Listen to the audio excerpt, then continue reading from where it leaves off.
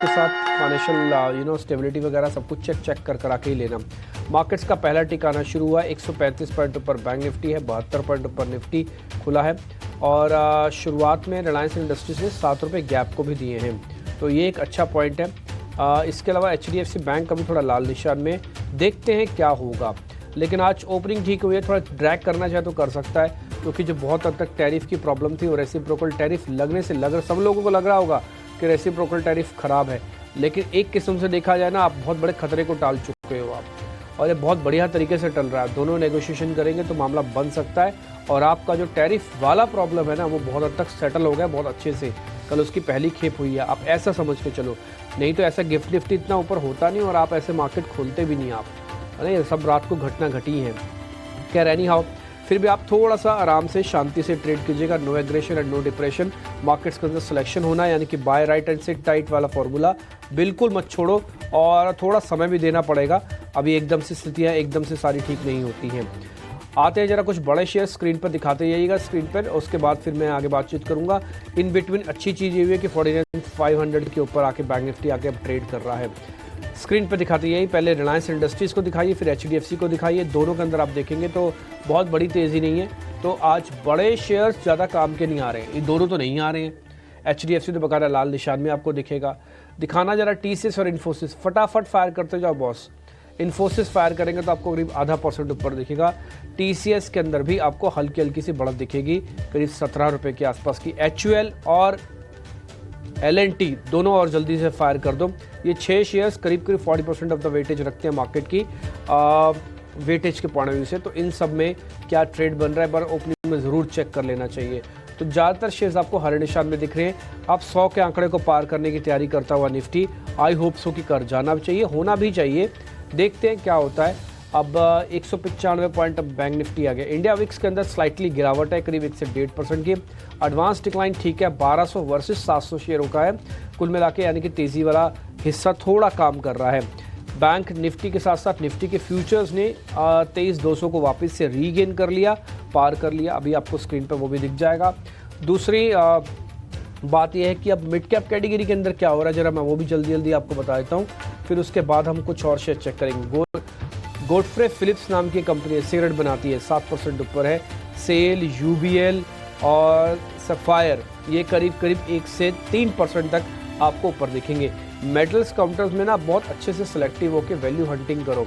अब वो मैटर नहीं रहा कि आप मेटल्स को छोड़ पाओ, मेटल्स के अंदर अच्छे से सिलेक्शन करना चाहिए। ये बढ़िया ट्रेड आपको देंगे। आज आप देखो हिंडाल्को के अच्छे नंबर्स ने आप प्रूव भी कर दिया है। अब आ जाते हैं कुछ और शेयर्स पर। NMDC भी आज 2% ऊपर है। अगर आप वैसे 200 वाली कैटेगरी को चेक कर रहे हैं ना, तो आपको SAIL, NMDC, Hindustan Zinc, Hindalco, Tata Steel ये सब दिखेंगे ऊपर। तो इस बार जरा मेटल का इंडेक्स भी दिखा दो स्क्रीन पर। निफ्टी मेटल लिखना आ जाएगा वो इंडेक्स, तो निफ्टी मेटल इंडेक्स देखेंगे तो वो भी आपको ठीक दिखेगा। शुरुआती गैप होने के बाद मार्केट अब थोड़ा कंसोलिडेट करेगा और शायद एक कंसोलिडेशन थोड़ा समय भी ले ले, तो इसलिए no aggression and no depression पे काम करना। अभी एकदम से कूद के आना नहीं, जो है पहले उसको संभालो, और अगर नहीं है तो फिर buy right and sit tight वाले फॉर्मूले से उतर के आना कि सही शेयर, 1 शेयर 2 शेयर एक सेगमेंट में से भले पकड़ते जाओ, ठीक है। बाजार जो जब चलना होगा तब चलेगा, फिलहाल तो अभी थोड़ा चर्निंग के मूड में दिखता हुआ नजर आ रहा है। हीट मैप स्क्रीन पर फटाफट से फायर कर दो ताकि हीट मैप से आइडिया लग जाए, फिर मेरे दोनों सहयोगी मेहमानों से कनेक्ट करके आपके सामने ओपनिंग के ट्रेड पता कर लेंगे। और ज़रा जल्दी फायर करना प्रोड्यूसर साहब, क्योंकि फिर वो ओपनिंग के ट्रेड पीछे छूट जाते हैं, कई बार मौका निकल जाता है हाथ से। 2-4 मिनट मार्केट की कमेंट्री करने के लिए नहीं होते हैं। जल्दी हीट मैप फायर कीजिएगा। Nifty, Tata steel, Hindalco, M&M, Wipro जैसे शेयर्स आज स्ट्रेंथ पकड़ रहे हैं। इसमें मेरा IT पे कम और थोड़ा मेटल्स पे ज़्यादा ट्रस्ट है, इसलिए मेटल के काउंटर्स पे आज अपने ट्रेड चेक करते रहना। निफ्टी बैंक में ICICI बैंक, इंडसन, एक्सेस, ये सब बड़े नाम बता रहा हूँ मैं, हाँ। SBI ये सब बढ़िया है, HDFC को छोड़ के बस।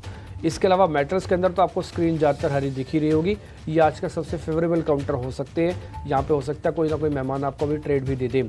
इसके अलावा निफ्टी की IT इंडेक्स ठीक है, लिमिटेड है इसके अंदर कामकाज, तो इसके अंदर मुझे कुछ बहुत ज़्यादा एक्साइटमेंट तो अभी मेरे को नहीं दिख रहा है। इसके अलावा रियल एस्टेट, FMCG ये सब भी फायर कीजिए। FMCG पीछे हटेगा, रियल एस्टेट के अंदर सिलेक्शन करना, बस यही पॉइंट बोलने के लिए। मिड कैप और स्मॉल कैप का इंडेक्स भी आपकी स्क्रीन पर फायर हो जाएगा। अब मेरे दोनों सहयोगी मेहमानों से कनेक्ट करके आपके सामने ट्रेड रख रहे हैं।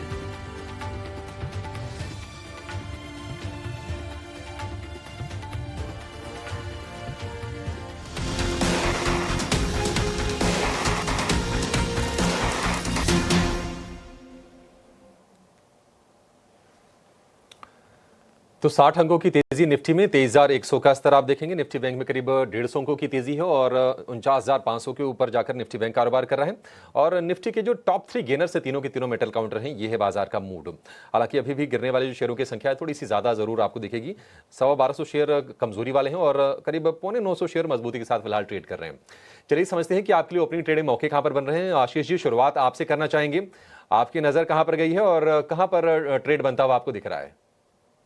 नहीं, बिल्कुल जैसे मैंने कहा कि एनबीएफसी पे बहुत ही ज्यादा फोकस है। जैसे मैंने कहा कि ये स्टॉक्स बजाज फाइनेंस, चोलामंडलम, इनमें हमें अच्छी स्ट्रेंथ लगती है और मुझे लगता है कि यही आप देखेंगे अभी भी रिलेटिव एक अच्छी स्ट्रेंथ यहाँ देखने को नजर आ रही है। तो मैं जाना चाहूंगा बजाज फाइनेंस के साथ, जहाँ पे मुझे लगता है कि पोजिशनली आप देखेंगे स्टॉक कंटिन्यूसली अपने सभी मूविंग एवरेजेस के ऊपर ट्रेड कर रहा है। ये जो लेटेस्ट बजट आया जिसमें कंज्यूमर जिसमें कहीं ना कहीं टैक्स ऑप्स के ऊपर बहुत काम किया गया, तो उसका बेनिफिट कहीं ना कहीं कंजम्पशन पे आएगा और कंज्यूमर फाइनेंस के नाम पे बजाज फाइनेंस जाना जाता है। तो मैं समझता हूँ कि इस स्टॉक में 9,400 9,500 तक की भी अपसाइड थोड़ी पोजिशनली नजर आ सकती है। तो इस पे मेरा अभी भी प्रिफर्ड बेट रहेगा। और साथ ही साथ चोलामंडलम फाइनेंस, ये दो स्टॉक मुझे लगता है कि पोजिशनली हमें अच्छे लग रहे हैं। इसके अलावा अगर से मैं टेलीकॉम को देखूं तो टेलीकॉम में मुझे लगता है कि भारतीय एयरटेल काफी अच्छा लग रहा है, क्योंकि यहाँ पे आप देखेंगे एक तो आरपूस के अंदर में हमें एक अच्छी ग्रोथ देखने को मिल रही है और कहीं ना कहीं जो ये क्वार्टर में भी नंबर कंपनी का है वो काफी बेहतरीन थे। तो उसके बाद मुझे लगता है कि ये स्टॉक भी कहीं ना कहीं 1850 रुपए तक की ट्रेजेक्ट्री में जाता हुआ हमें नजर आ रहा है। ऑन डाउन साइड मैं समझता हूँ 1680 1670 ये जोन है जहाँ पे अच्छा बेस इस स्टॉक ने बनाया। तो भारतीय एयरटेल हमारी एक प्रेफर्ड बेट रहेगी और एज अ डिस्क्लोजर भारतीय एयरटेल, चोलामंडलम, बजाज फाइनेंस, ये स्टॉक्स हमारे पोर्टफोलियोज में एपेक्स पीएमएस में बने। वाले शेयर हैं पीएमएस में है इनके पास। और भारतीय Airtel, Bajaj finance, Cholamandalam investment, ये 3 शेयर आप पोजिशनल बेसिस पर खरीदिए। 1-2 दिन का ट्रेड मत लीजिएगा, थोड़ा आपको लंबा समय देना पड़ेगा। 10 दिन या फिर 15 दिन की अवधि से अगर आप लेंगे तो आपके टारगेट शायद आते हुए इसमें देख सकते हैं। 1780 के टारगेट है भारतीय एयरटेल के लिए। बजाज फाइनेंस के लिए 9,500 रुपए तक के टारगेट्स हैं। शिवांगी, आप बताइए, आपने क्या आइडेंटिफाई किया है, क्या ट्रेड करें अभी?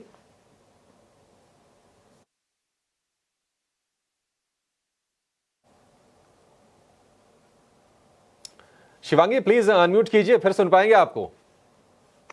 जी बिल्कुल, मेरे रडार पे है एसबीआई कार्ड्स। पिछले 2 दिनों के प्राइस वॉल्यूम सर्च के बाद काफी अच्छी फॉलो अप बाइंग यहाँ पे देखने को मिल रही है।